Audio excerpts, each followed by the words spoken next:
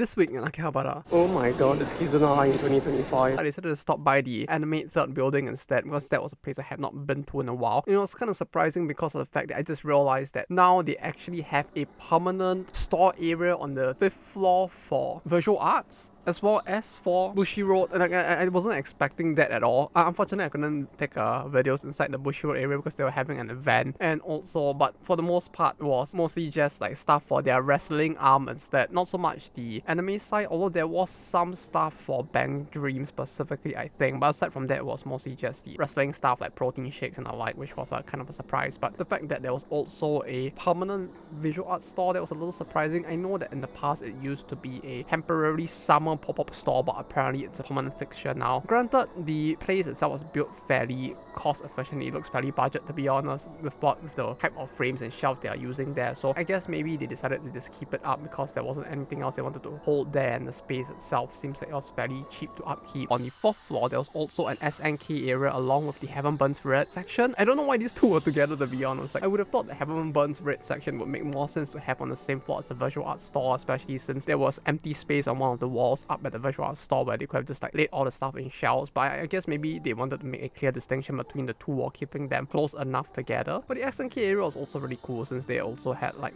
a old Neo Geo there on display. You couldn't touch it, of course, but aside from that, there was like a bunch of figures, a bunch of goods. It was actually fairly nostalgic, I guess, because it feels like I don't really see much specific like exclusive stuff for SNK, and this seems to be a permanent fixture, so that was very cool to see. Aside from that, I also headed down to the Yo-Star store because of the fact that, you know, they released a new game and all. I know it has been getting a lot of flack, but I wanted to see if they were actually doing anything for it so far. Sure enough, they've actually replaced the, I think it used to be the Aether Gazer section on the front wall on the glass display that have just a little bit of goods for the series already. Like, there were a bunch of Ken badges and acrylic stands for those who are interested. But yeah, as someone who was there for the Blue Archive stuff more, it was kind of a little bit of a surprise. Maybe not nowadays. I feel like releasing goods along with the release of a new title is a bit more common since Gaku and Idolmaster kind of did the same thing. But yeah, suffice to say, I was a little surprised to just see that they even had goods up in the form of both the Ken badges and the like, as well as like cookies as well. For the most part, I didn't really get too much stuff. I mean, I was mostly there because I kind of got suckered in by these acrylics